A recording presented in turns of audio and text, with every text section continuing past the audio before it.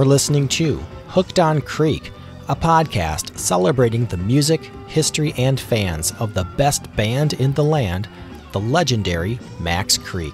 I am your host, Korre Johnson, and you are listening to episode 46.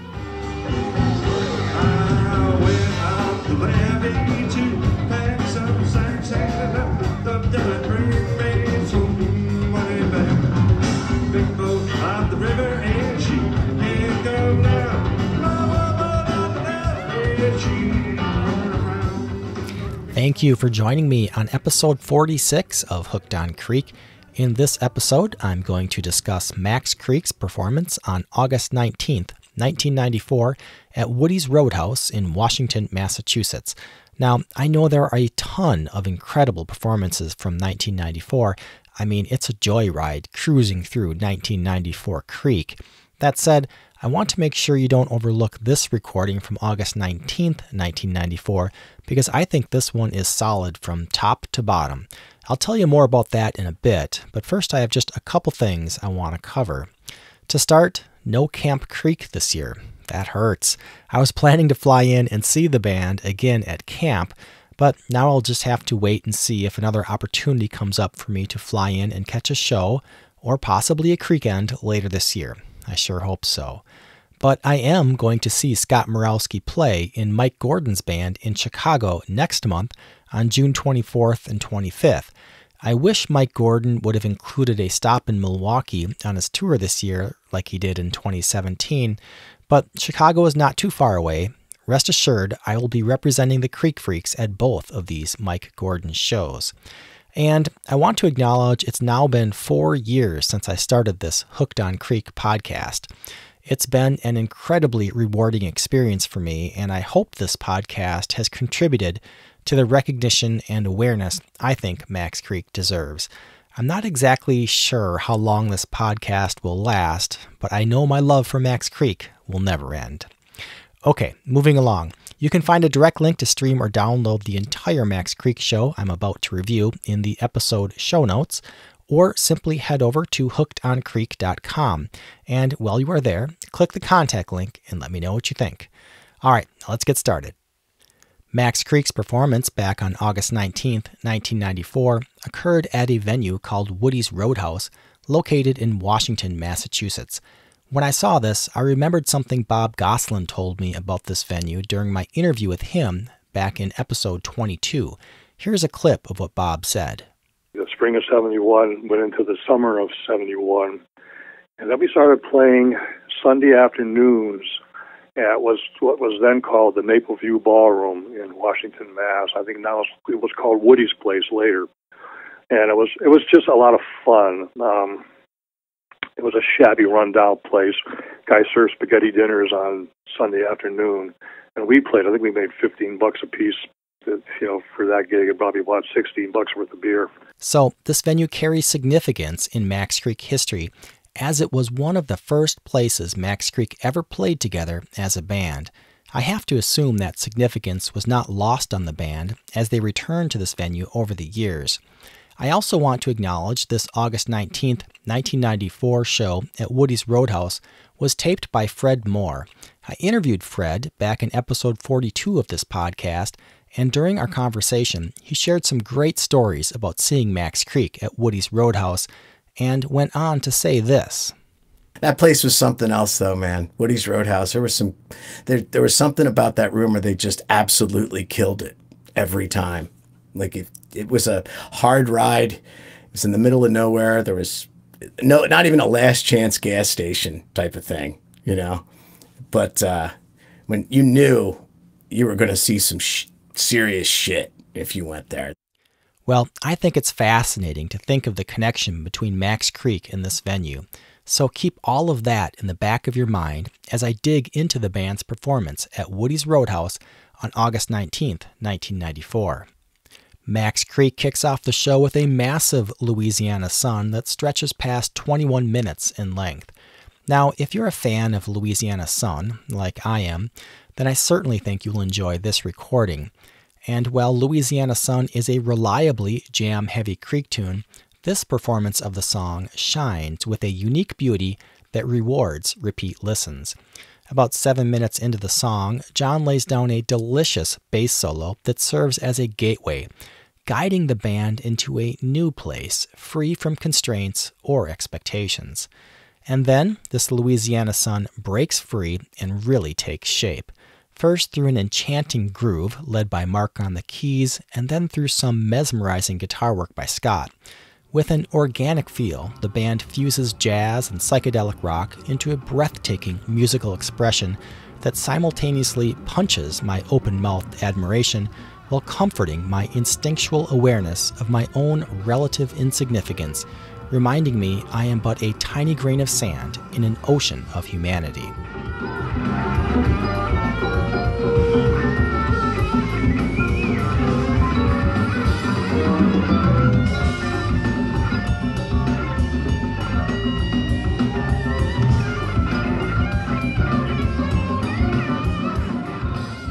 And then, as this Louisiana sun sets beyond the horizon, a transition jam emerges that gently places us in the arms of fire and brimstone.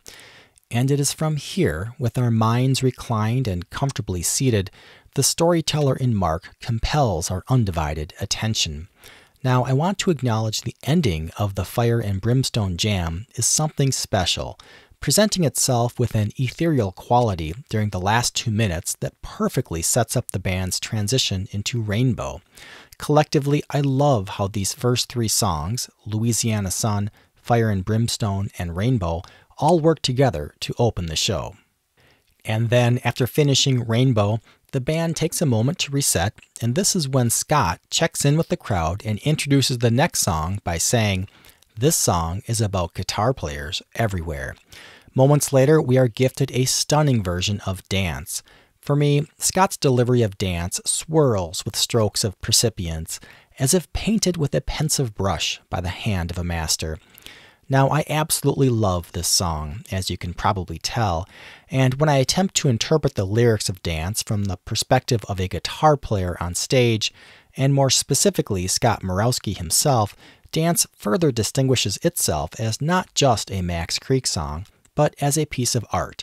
To illustrate, I will indulge in reciting a few lines from Dance. "You're a guitar man who only understands the things that you can play. You finger your way through the patterns that they drew, and 2 years from today. It's the music melody maker. You are the taker, then take it to your soul. And play to the people, and play to the dancer. You better watch her. Dancing in the midnight. Dance away my troubles, if you please. Dance away until everything is all right. Dance away my sorrows and fears. Dance your life away. Dance your life away." All right, after Scott delivers Dance, Max Creek takes a sharp turn and rips open a tasty cover of Up on Cripple Creek, which of course is a song by the band that dates back to November 1969. As I see it, Up on Cripple Creek is one of the most enduring songs sung from the point of view of a truck driver that has gained enough popularity to be routinely covered by bands across genres over the years.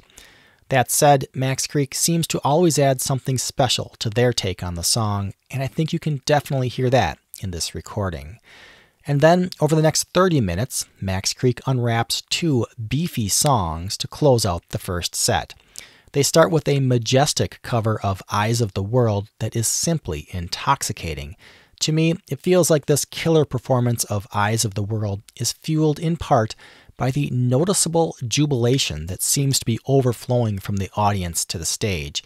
And while every live Max Creek recording is intrinsically historic, I would describe this version of Eyes of the World as museum quality.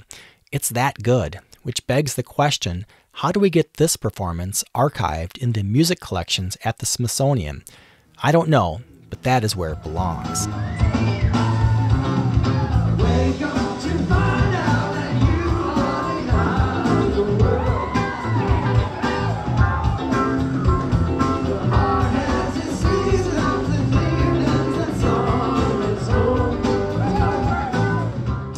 And then, presumably inspired by the heights of that Eyes of the World, Mark takes the wheel and tears into a powerful version of Big Boat to punctuate this massive first set of music back on August 19th, 1994.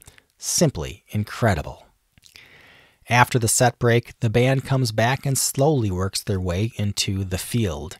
But as the tune is gently assembling itself, John takes a moment to remind the crowd of an upcoming show at Bucksteep Manor, and in doing so, mentions that as a child he attended a camp near Bucksteep Manor called Camp Chimney Corners. And that memory prompts John to tell the audience that this song is dedicated to Camp Chimney Corners. Now, I did a little bit of research online, and I confirmed the camp still exists today, but it was acquired by the YMCA in 1972. Anyway, it's from this dedication to Camp Chimney Corners that Max Creek sets course on a mind-bending 15-minute version of The Field to open the second set. Listeners to this podcast have heard me say several times how much I love The Field, so pardon me while I continue to rave about this song, especially after being exposed to a version like this. First, I want to praise the hypnotic rhythms developed in this performance between the drums and the percussion by Greg Vasso and Rob Fried. My entire body shakes when I listen to the two of them banging it out in this song. And what the band does with the jam in this performance of The Field is inimitable. To me, it evokes a transformational feeling. I'm reminded that I am not beholden to any god, any politician, or any prison in my mind. I am what I decide I am. Ah, what a song and what a performance.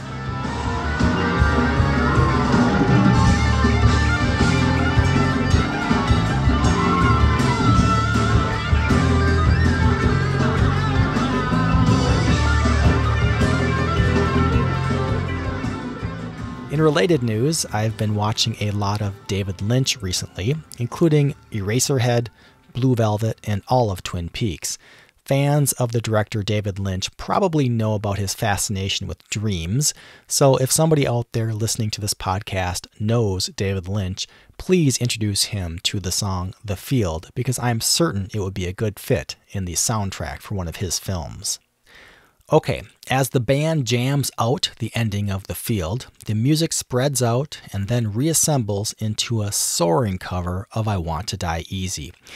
Creek leans in on this one, pushing this I Want to Die Easy past 16 and a half minutes in length, giving each member of the band ample space to musically explore this traditional song that dates back to a painful period in American history. Honestly, I didn't know the history of the song or the meaning behind the lyrics until I looked it up. I learned the lyrics of I Want to Die Easy reflect the thoughts of an enslaved person who has toiled in the fields and is ready to see heaven. Knowing that, the song is a poignant reminder that at that time, some enslaved Black Americans equated death with freedom. Eventually, Max Creek transitions out of I Want to Die Easy into a 14-minute-long cover of You Can't Always Get What You Want, which of course is a song written by Mick Jagger and Keith Richards that was recorded by the Rolling Stones on their 1969 album Let It Bleed. About 11 and a half minutes into You Can't Always Get What You Want, it seems as if the music places us in a luminary space, decorated in a beguiling sonic mixture of what was and what could be. For a few moments during this transition jam, Scott's guitar playing reminds me of something Jerry Garcia might play deep in a 1973 Playing in the Band jam.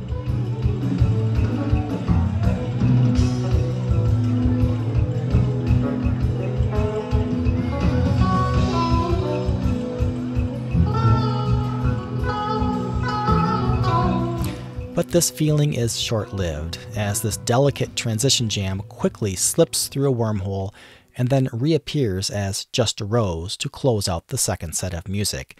Spanning over 15 minutes in length, this Just a Rose is, like so much of the show, rich with temerity and deserving of repeat listens to ensure none of the subtleties and nuances escape your attention. Upon returning to the stage for their encore, Mark announces to the crowd that he found somebody's lost glasses, which I presume fell off their head during the face-melting jam that ended the second set. And with this information top of mind, Max Creek decides to end their night at Woody's Roadhouse by playing a cover of Can't You See, a song by the Marshall Tucker Band that dates back to the Marshall Tucker Band's 1973 self-titled debut album. This encore is a lot of fun to listen to and is bursting with audience participation, a great way to end an overall beautiful night of music. Now let's hear a couple songs from this amazing show. Coming up, I'm going to play Dance from the first set, and I Want to Die Easy from the second set.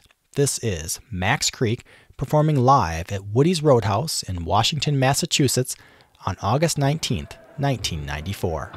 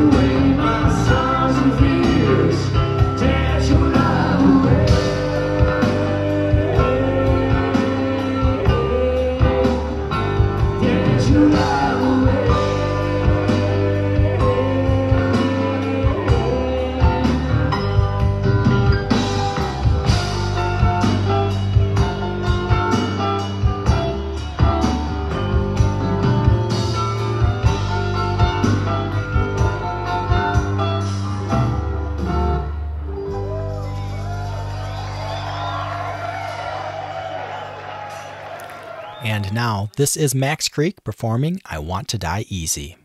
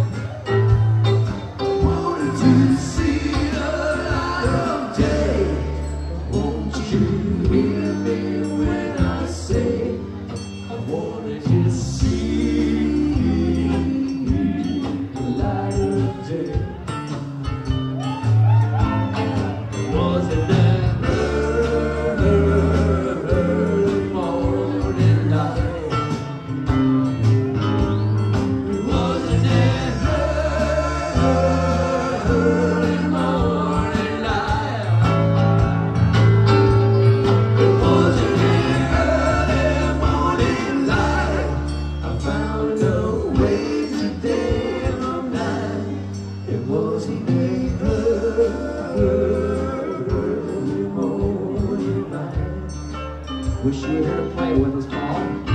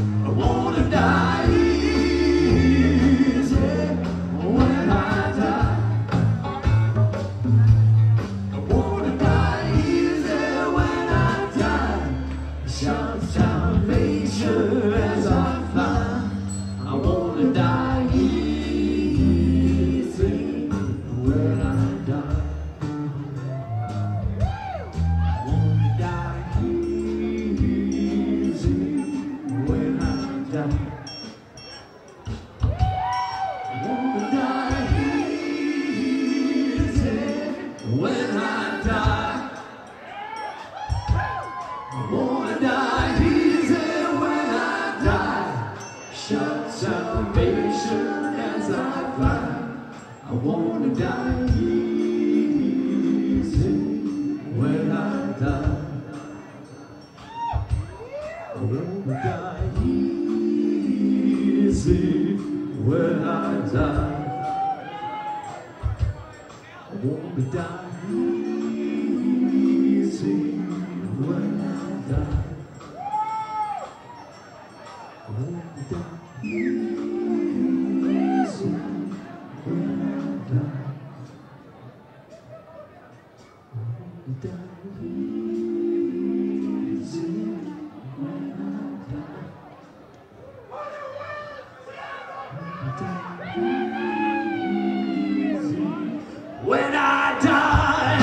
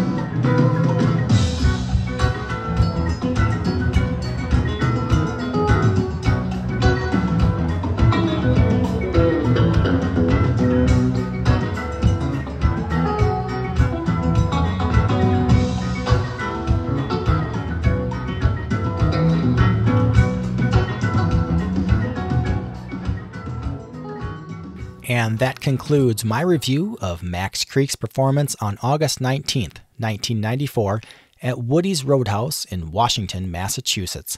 You can stream or download this entire Max Creek show on archive.org. Just take a look in the episode show notes for a direct link. And if you have feedback about this episode or recommendations for future episodes, visit hookedoncreek.com and click the contact link to send me a message. I look forward to hearing from you. Thanks for tuning in.